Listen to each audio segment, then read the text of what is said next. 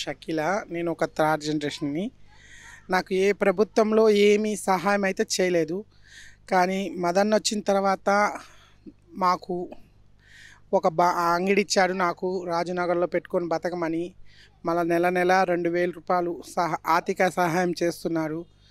మా ఎమ్మెల్యే మళ్ళీ రావాలని మనస్ఫూర్తిగా మళ్ళా మేము కోరుకుంటున్నాం. కానీ మాకు ఎంతో ఏ ప్రభుత్వంలో కూడా మతించలేదు. కానీ ఈయన బిఎఫ్ మధుసూదన్ రెడ్డి గారు ఎమ్మెల్యేగా అయిన తర్వాతే మాకు ఒక గౌరవం అనేది వచ్చింది. చాలా ఇప్పుడు స్వేచ్ఛగా తిరగాలన్నా కూడా మాకు బాగుంది. ఇక్కడ శ్రీకాళహస్తిలో మాకు ఏ సహాయం కావాలన్నా కూడా కోరుకున్నా కూడా ఇమీడియట్లీ తన తోటి స్నేహితుల్లాగా కలుసుకొని చేస్తున్నారు. చాలా మనసుకు మాకు సంతోషంగా ఉంది. చేస్తా అంటారు, పనికిరాని మాటలన్నీ చెప్పుకుంటే జరగదు కదా. ఇప్పుడు ఏమైనా చేస్తే తెలుస్తుంది 10 మందికి.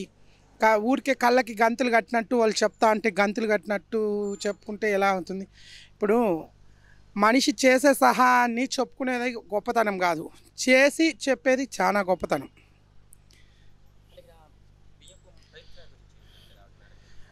ఆ తల్లి మహాతల్లి చాలా పుణ్యం చేసుకున్న.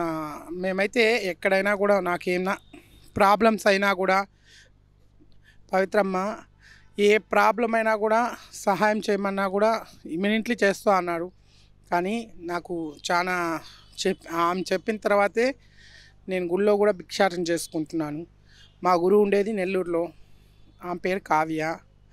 ఆమె ఇక్కడికి వస్తుంటుంది వెళ్తుంటుంది.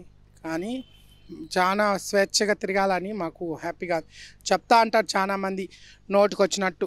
ఎలాగంటే ఇలా చేస్తున్నారు అలా చేస్తున్నారు అని చెప్పేవాళ్ళే కానీ చేసేవాళ్ళు అయితే ఎవరు లేరు కదా. పనికిరాని కుక్కలు మొరగతా ఉంటాయి. మళ్ళా గెలిచేది బిఎఫ్ మధుసూదన్ రెడ్డి గారే మనస్ఫూర్తి.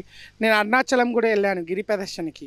మళ్ళా ఎమ్మెల్యేగా రావాలని పౌర్ణమికి ప్రతిసారి నెల పౌర్ణమికి అరుణాచలం వెళ్తున్నాను.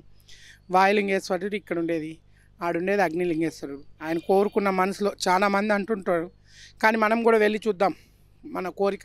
నాకైతే ఫ్యామిలీల మీద ఎవరి మీద అందరి మీద ఇంట్రెస్ట్ అయితే చనిపోయింది.